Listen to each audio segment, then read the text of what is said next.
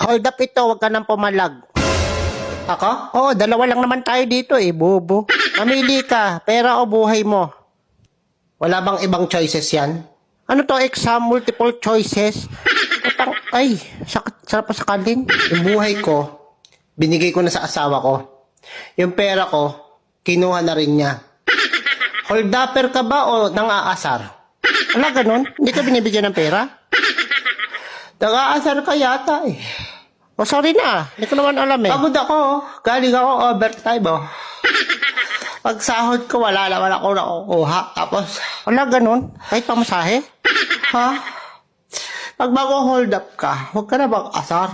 Ang grabe naman affected mo. Saka ako hold upin mo, yung walang asawa, walang pamilya, ganun. Ano yun, tatanungin ko muna kung may asawa o wala. May issue yan. O ito, may iyak ka na eh. Pag hold up lang, walang asaran. Hindi ko naman alam eh. Ang iinis ka eh. Sige, sa susunod tatanungin ko kung Subukan single. mo, nabubuli ka pa eh, nag-hold up ka na, nabubuli ka pa. Hindi ko nga sadya, hindi ko alam. Dalawang kaso yan. Wala ganun ba yun? Bullying and hold upping. Uy, totoo yun? Meron yata nun. Sige na, hindi na kita hold upin. Nahingan mo pa akong tiso. Sige na, balis ka sa harap ko, nakalibad-baran ako sa mukha mo. Ito na, paalis na. Hindi ko naman alam na under ang hayop ka eh. Ang lakas mo, asaraw, hayop.